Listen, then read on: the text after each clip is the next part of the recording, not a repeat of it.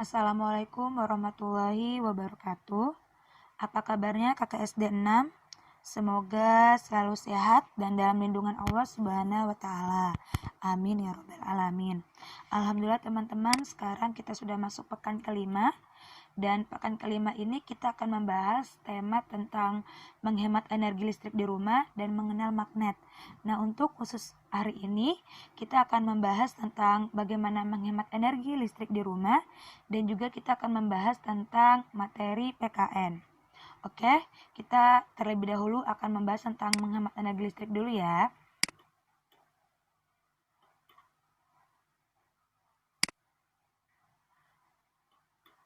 Menghemat energi listrik di rumah. Nah, teman-teman, dalam hadis yang diriwayatkan oleh Jabir bin Abdullah, Rasulullah menyerukan agar lampu dipadamkan ketika beranjak tidur.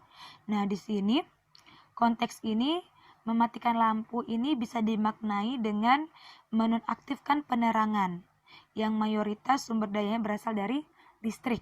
Nah, di sini juga dalam ajaran Islam kita dilarang untuk berlebih-lebihan dan juga dilarang untuk boros. Intinya, untuk umat Islam dilarang berlebih-lebihan dan jangan boros karena ini tergolong perbuatan yang sangat dibenci oleh Allah Subhanahu wa taala. Dan ketika kita juga tidur sebelum tidur, ketika kita tidur dalam keadaan lampu padam itu juga bagus untuk kesehatan otak kita. Jadi ketika ada sesuatu yang dianjurkan sama Rasul, maka insya Allah itu akan memberikan manfaat kepada diri kita masing-masing. Jadi ingat ya, ketika malam usahakan mematikan lampu karena selain bagus untuk kesehatan juga agar tidak boros. Dan itu sudah diajarkan di dalam Islam. Oke teman-teman, lanjut kita akan membahas tentang manfaat listrik bagi kehidupan. Jadi manfaat listrik bagi kehidupan sangat banyak ya teman-teman ya. Mulai dari penerangan, ketika teman-teman ingin mencuci ataupun memasak nasi. Itu semua memerlukan yang namanya listrik. Nah, mungkin kalau misalkan kita berbicara zaman dulu ketika listrik itu baru ada, nah, rumah tangga itu menggunakan listrik hanya sebagai penerangan. Tapi lambat laun ketika teknologi itu semakin berkembang, semakin canggih, maka itu bisa mengoperasikan berbagai peralatan. Misalkan nih, kayak mesin cuci ataupun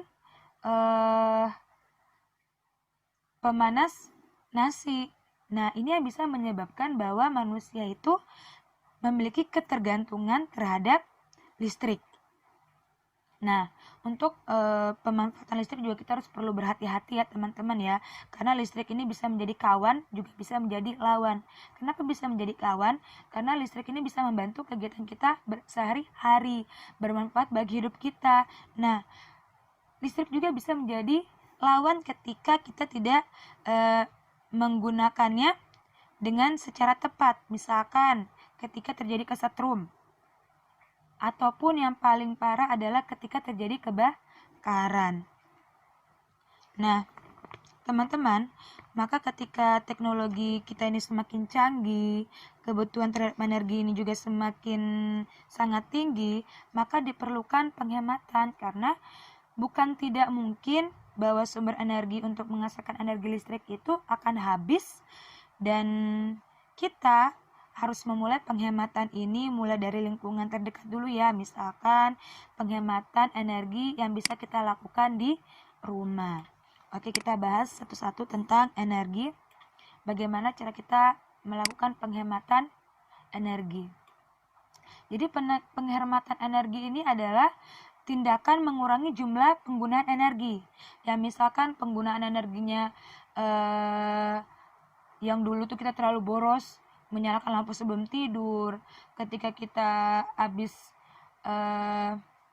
menyetrika kita tidak melepas langsung colokannya, ataupun kita menyetrika dengan misalkan hari ini nyetrika besok nyetrika lagi, itu juga salah satu penggunaan energi yang terlalu banyak. Nah, kita di sini penghematan adalah berusaha untuk mengurangi jumlah penggunaan energi. Misalkan lampu ketika malam kita matikan. Nah, sebelum kita tidur kita matikan semua lampu. Itu adalah salah satu pengurangan jumlah penggunaan energi. Nah, menghemat energi ini berarti tidak menggunakan energi listrik untuk suatu hal yang tidak berguna. Seperti itu. Jadi kita menggunakan energi ini hanya untuk hal yang bermanfaat. Lanjut. Lalu cara penghematan energi listrik itu seperti apa sih teman-teman? Nah, cara penghematan energi ini ada dua, yaitu dengan menggunakan energi secara efisien, di mana manfaat yang sama diperoleh dengan menggunakan energi lebih sedikit. Misalkan kita bisa menggunakan energi yang sama yang menggunakan energi yang sedikit. Misalkan kita menggunakan lampu tapi dayanya yang kecil. Itu salah satu penghematan yang bisa kita lakukan. Sama-sama menerangkan, tetapi kita menggunakan daya yang kecil. Yang kedua dengan mengurangi konsumsi dan kegiatan yang menggunakan energi. Jadi mengurangi konsumsi yang seperti tadi. Misalkan kita ketika sebelum tidur mematikan lampu, itu adalah salah satu cara untuk mengurangi konsumsi energi listrik. Lanjut, manfaat penghematan listrik. Nah, manfaat penghematan listrik ini kita juga sangat bermanfaat dalam mengurangi biaya. Misalkan ketika bulan ini karena kita boros, kita misalkan bayar listriknya 300.000 tuh. Nah, ternyata bulan depan karena kita menggunakan pemanfaatan menghemat energi, menggunakan seperlunya, ternyata bulan depan kita bayarnya cuma 150, setengahnya. Itu salah satu pengurangan biaya. Yang kedua, meningkatkan nilai lingkungan. Itu otomatis ketika kita menghemat listrik, itu sama saja kita meningkatkan nilai lingkungan. Kita menjaga kelestarian dari lingkungan, kita menjaga sumber energi listrik. Yang ketiga ada keamanan negara, lalu keamanan pribadi, dan juga serta kenyamanan kita semua. Kita lanjut, cara menghemat energi listrik. Nah, cara menghemat energi listrik ini secara umum ya teman-teman ya, yang akan Ibu Guru jelaskan. Yang pertama, tidak menyalakan lampu di pagi hari.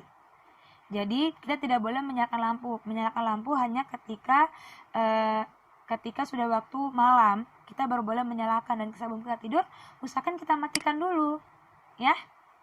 Yang kedua, menggunakan komputer saat diperlukan saja. Jangan biarkan komputer selalu bernyala 24 jam ya teman-teman ya. Itu bisa salah satu menyebabkan boros, penggunaan daya yang terlalu besar. Lalu menggunakan alat listrik yang hemat energi. Kita mencari alat listrik yang hemat energi. Misalkan kayak lampu tadi, ada lampu yang wattnya kecil tapi penerangannya sama saja, terang juga. Nah, kita cari yang hemat energi seperti itu. Yang keempat, tidak sering menghidupkan dan mematikan alat listrik berdaya besar seperti setrika, kulkas, pompa air dan lain-lain. Misalkan kayak teman-teman setrika nih, sering menghidupkan dan mematikan. Kakak colokin, habis kakak setrika, terus kakak matikan lagi, kakak cabut lagi. Kenapa? Karena ketika kakak mencolokkan setrika, maka dia akan langsung menarik daya yang banyak. Terus kakak lepas lagi, terus kakak mencolokkan lagi, dia akan langsung menarik daya listrik yang banyak kembali. Jadi seperti itu, jangan ya. Jadi ketika setrika usahakan kita itu, misalkan nih kita habis cucian kan, kita langsung menyetrika semuanya dalam jumlah yang banyak. Jangan sedikit-sedikit menyetrika, sedikit-sedikit menyetrika, tidak, tapi langsung sekaligus menyetrika dalam satu waktu. Nah, oke teman-teman, jadi kalau misalkan penghematan listrik ini tergantung sama alatnya teman-teman ya. Misalkan bagaimana teman-teman cara menghemat listrik ketika menggunakan setrika, menghemat listrik ketika menggunakan lampu, itu berbeda-beda teman-teman, tergantung alatnya. Nah, sekarang teman-teman bisa mengerjakan penugasan di halaman 55. Di sini teman-teman disuruh mencari penghematan energi listrik menggunakan setrika, menggunakan kipas angin, menggunakan energi listrik dalam menggunakan lampu, dan menggunakan visi. Nah, contohnya nih ya, Ibu tuliskan. Misalkan ketika teman menggunakan energi listrik dalam menggunakan setrika, teman-teman yang pertama misalkan mengatur tingkat kepanasan setrika. Yang kedua apa? Silakan diisi. Yang ketiga apa? Yang keempat apa? Dan yang kelima apa? Dan kalau misalnya lebih banyak lagi, caranya itu malah lebih bagus. Oke teman-teman, selamat mengerjakan ya.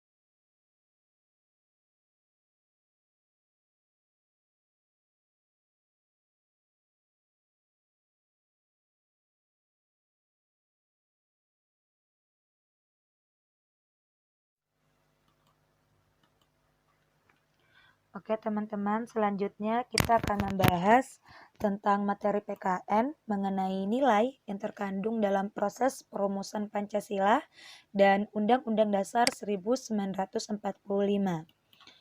Nah, sebelum kita menilai kita mengambil nilai yang terkandung dalam proses perumusan Pancasila dan Undang-Undang, teman-teman harus sudah paham sekali bagaimana perjuangan dalam sejarah perumusan Pancasila dan dasar negara ini.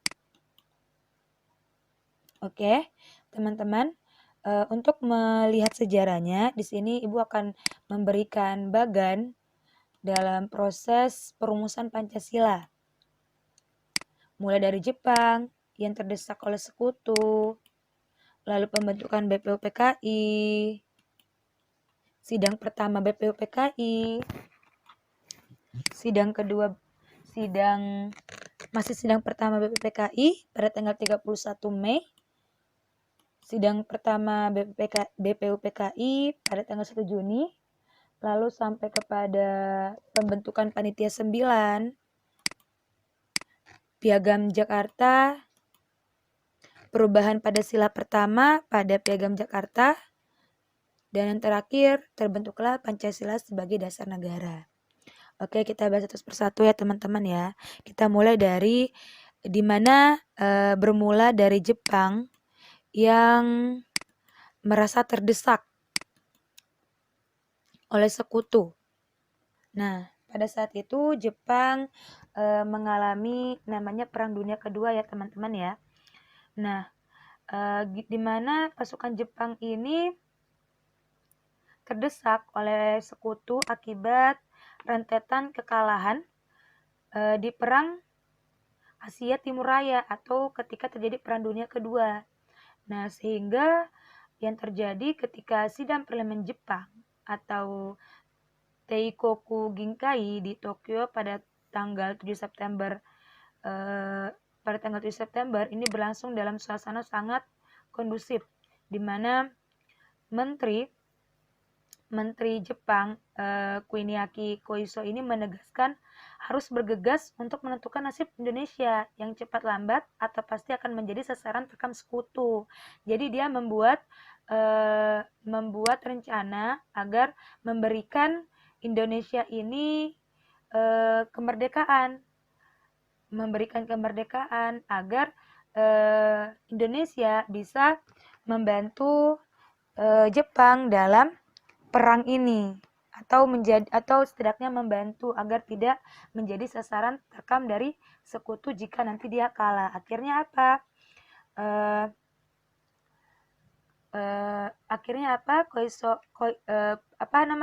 Perdana Menterinya ini memberikan janji untuk kemerdekaan dan akhirnya Harada Kumakichi Harada ini yang selaku jenderal Jepang membawahi Jawa mengumumkan akan dibentuknya suatu badan baru yang disebut dengan Dokuretsu Jumbi Kosake atau yang kita sebut dengan BPUPKI.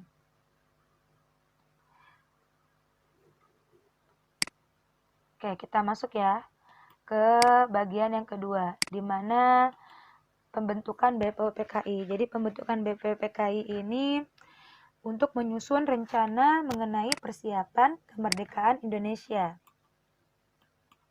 Nah, ini adalah susunan dari pengurus BPUPKI yang dimana dia diketuai oleh Rajiman Widyodiningrat, wakil ketuanya Raden Panji Suroso, dan juga wakil ketua dari Jepang, Kibangase Yoshio. Nah, sedang BPUPKI ini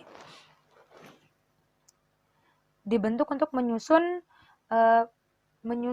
rencana mengenai persiapan kemerdekaan Indonesia, atau BPUPKI ini bisa juga di kepanjangannya Badan Penyelidik Usaha-Usaha Persiapan Kemerdekaan Indonesia. Jadi BPUPKI ini dia melakukan 2 kali sidang. Sidang yang pertama diadakan pada tanggal 28 Mei sampai tanggal 1 Juni 1945, di mana jumlah anggotanya ini sebanyak 62 orang Indonesia dan 8 orang anggota Jepang. Jadi di sini juga masih ada pengaruh Jepang ya, masih kuat pengaruh Jepang dari komposisi keanggotaan. Nah, lalu sidang yang kedua itu dilaksanakan pada tanggal 10 sampai tanggal 17 Juli 1945, di mana keanggotaannya ini ditambah 6 orang sehingga total jumlah anggota BPUPKI menjadi 76 orang. Nah, lanjut, dalam pembentukan BPUPKI ini dilakukan 2 kali sidang. Sidang yang pertama ini ada 3 tokoh yang terkenal dalam perumusan dasar negara ini, yaitu yang pertama, pada sidang pertama ada tokoh yang bernama Muhammad Yamin. Dia mengemukakan gagasan mengenai rumusan dasar negara. Dia mengemukakan bahwa yang pertama, beberapa asas negara Indonesia merdeka. Yang pertama ada peri kebangsaan, yang kedua ada peri kemanusiaan, yang ketiga peri ketuhanan, yang keempat peri kerakyatan, dan yang kelima kesejahteraan rakyat. Nah, setelah berpidato, Muhammad Yamin juga menyampaikan usulan secara tertulis mengenai rancangan Undang-Undang Dasar Republik Indonesia. Nah, terus pada sidang pertama tanggal 31 Mei 1945 ada tokoh Profesor Mr. Supomo yang mengemukakan gagasannya juga, yang dia tampil berpidato di depan sidang BPUPKI. Dalam pidatonya beliau menyampaikan gagasan mengenai 5 dasar negara Indonesia merdeka, yang terdiri dari yang pertama persatuan, yang kedua ada kekeluargaan, yang ketiga keseimbangan lahir batin, yang keempat musyawarah, dan yang kelima keadilan rakyat tentang dasar negara Indonesia merdeka. Lalu pada tanggal 1 Juni 1945, tokoh Insinyur Soekarno pun juga menyampaikan pidatonya di hadapan sidang BPUPKI. Dalam pidatonya yang diajukan Insinyur Soekarno secara lisan, usulan 5 asas sebagai dasar negara Indonesia yang dibentuk dalam yang pertama nasionalisme dan kebangsaan Indonesia, yang kedua internasionalisme atau peri kemanusiaan, yang ketiga ada mufakat atau demokrasi, yang keempat ada kesejahteraan sosial, dan yang kelima ada ketuhanan yang berkebudayaan. Nah, 5 asas yang diajukan oleh Insinyur Soekarno ini diberi nama dengan nama Pancasila. Nah, disinilah kenapa kita selalu memperingati Hari Pancasila pada 1 Juni 1945, karena pada saat itu Insinyur Soekarno memberikan usulan namanya sebagai dasar negara Pancasila. Nah, pada tanggal 22 Juni 1945 diadakan rapat gabungan nih teman-teman antara BPUPKI, Panitia 8 dan Kyu Sang-in atau Badan Penasihat Pemerintahan Pusat Bala Tentara Jepang yang dipimpin oleh Insinyur Soekarno. Rapat ini menyetujui merdeka secepatnya sebagai negara hukum yang memiliki hukum dasar. Nah, untuk menuntaskan hukum dasar ini maka dibentuklah Panitia 9. Dibentuklah Panitia 9 di mana pembentukan Panitia 9 ini diketuai oleh Insinyur Soekarno. Lalu anggotanya ada Muhammad Yamin, Muhammad Hatta, Pak Hatta, MA, Mr. Maramis, Raden Abikusuno Joko Krosjoso, Abdul Kahar, Agus Salim, Kiai Wahid, dan Ahmad Subarjo. Nah, di sini rapat ini membahas tentang rumusan dasar negara. Nah, di sini pokoknya teman-teman kalau misalkan dalam pembukaan Panitia 9 ini rapatnya berlangsung alot karena terjadi perbedaan persepsi antara golongan nasionalis dan golongan Islam, antara Islam dan nasionalis tentang bagaimana rumusan dasar negara yang tercantum yang akan dicantumkan ke dalam mukadimah pembukaan hukum dasar negara. Nah, dari pembentukan Panitia 9 ini lahirlah rumusan dasar negara RI yang dikenal dengan Piagam Jakarta atau Jakarta Center, yang dimana isinya itu terdiri dari yang pertama ada ketuhanan dengan kewajiban menjalankan syariat Islam bagi pemeluk-pemeluknya, yang kedua ada kemanusiaan adil yang beradab, ketiga persatuan Indonesia, yang keempat kerakyatan yang dipimpin oleh hikmat kebijaksanaan dalam permusyawaratan perwakilan, serta yang kelima keadilan sosial bagi seluruh rakyat Indonesia. Nah, inilah Piagam Jakarta. Berbedanya dengan sekarang undang-undang kita adalah di sila yang pertama, karena yang di Piagam Jakarta itu masih silanya ketuhanan dengan kewajiban menjalankan syariat bagi Islam pemeluk-pemeluknya. Nah, disinilah akan terjadi yang namanya perubahan sila pertama dalam Piagam Jakarta untuk menentukan bagaimana sih dasar negara kita. Nah, perubahan sila ini terjadi pada tanggal 18 Agustus 1945, anak kalimat yang mengiring sila pertama yakini dengan kewajiban menjalankan syariat Islam bagi pemeluk-pemeluknya dihapus dari pembukaan Undang-Undang Dasar dan diganti dengan ketuhanan yang Maha Esa. Kenapa diganti? Karena di sini terjadi konflik antara tokoh-tokoh Islam yang dimana dia meyakini harus, karena di Indonesia ada 80% mayoritas adalah muslim, maka dia menginginkan memperjuangkan bahwa sila pertama harus kewajiban menjalankan syariat Islam bagi pemeluk-pemeluknya. Tetapi karena kita terdiri dari kepulauan dan juga berbagai macam agama, maka diambillah keputusan untuk menggantinya dengan ketuhanan yang Maha Esa untuk menghormati orang-orang yang dari agama lain, atau ini juga yang diajarkan dengan toleransi. Nah, lalu selanjutnya kita akan membahas tentang pembentukan persiapan kemerdekaan. Jadi hasil dari itu maka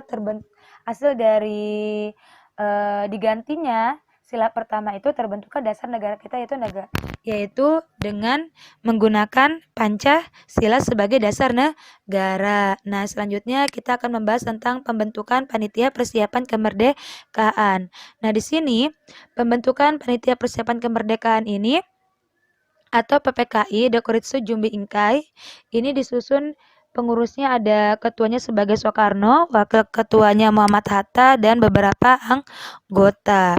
Nah, di sini 8 Agustus 1945 Insinyur Soekarno dan Muhammad Hatta dan Rajiman Widodiningrat itu berangkat ke Saigon untuk memenuhi panggilan Jenderal Besar Terauchi. Masih ingat nggak teman-teman materi sebelumnya yang membahas tentang ketika Muhammad Hatta, Soekarno, dan Rajiman dipanggil ke Saigon untuk apa? Untuk membahas tentang kemerdekaan Indonesia. Nah, di sini hasil dari pemanggilannya itu dijelaskan bahwa diambil keputusan bahwa Insinyur Soekarno diangkat sebagai ketua PPKI, Muhammad Hatta sebagai wakil, dan Rajiman Widyaningrat sebagai anggota, di mana panitia ini persiapan boleh mulai bekerja pada tanggal 9 Agustus dan cepat atau tidaknya pekerjaan panitia diserahkan sepenuhnya kepada panitia. Nah, yang perlu kita ketahui setelah terjadinya PPKI ini, terbentuknya PPKI ini, ada dua peristiwa penting yang kemarin sudah dijelaskan ya sebelumnya ya, tentang bagaimana pada saat tanggal 14 Agustus Jepang menyerah tanpa syarat disebabkan oleh apa? Kekalahannya kepada sekutu, kekalahannya pada Perang Dunia Kedua, sehingga apa yang terjadi? Jepang menyerah tanpa syarat. Nah, yang kedua, pada tanggal 17 Agustus Indonesia memproklamirkan kemerdekaan, yaitu terjadi proklamasi kemerdekaan yang sudah kemarin yang minggu lalu dijelaskan teman-teman ya. Masih ingat kan ya? Insya Allah masih ingat ya teman-teman ya. Nah, jadi Ibu tidak menjelaskan lagi ya bagaimana proses proklamasi dan bagaimana terjadi penyerahan tanpa syarat ini yang disebabkan oleh dibomnya dua wilayah di Jepang, yaitu wilayah Hiroshima dan Nagasaki oleh bom atom. Nah, lanjut teman-teman, kita masuk ke sidang PPKI. Nah, sidang PPKI ini yang dilaksanakan pada 18 Agustus 1945, dia mengesahkan naskah Hukum Dasar Indonesia yang sekarang kita kenal dengan Undang-Undang Dasar tahun 1945 yang disingkat dengan UUD 1945, di mana isinya ada pembukaan yang terdiri atas 4 alinea. Keempat alinea tercantum perumusan Pancasila yang berbunyi yang seperti teman-teman udah hafalkan ya, Pancasila ya, yang terdiri ada 5 bagian, yaitu ketuhanan Maha Esa, kemanusiaan yang adil dan beradab, persatuan Indonesia, kerakyatan yang dipimpin oleh hikmat, kebijaksanaan dalam permusyawaratan perwakilan, dan yang terakhir keadilan sosial bagi seluruh rakyat Indonesia. Selanjutnya yang kedua ada batang tubuh yang berisi 37 pasal, 4 pasal aturan peralihan, dan 2 pasal aturan tambahan. Lalu ada penjelasan. Lalu, nah inilah bagaimana nilai-nilai dari kita tahu bagaimana sejarah dari sejarah perumusan Pancasila, maka kita bisa mengambil nilai-nilai apa sih? Nilai-nilai juang yang sudah mereka tertuang dalam nilai-nilai juang mereka. Semangat juang mereka itu seperti apa yang kita ambil? Nah, yang pertama itu ada ketakwaan kepada Tuhan Yang Maha Esa. Yang kedua ada jiwa yang semangat merdeka. Yang ketiga ada cinta tanah air dan bangsa.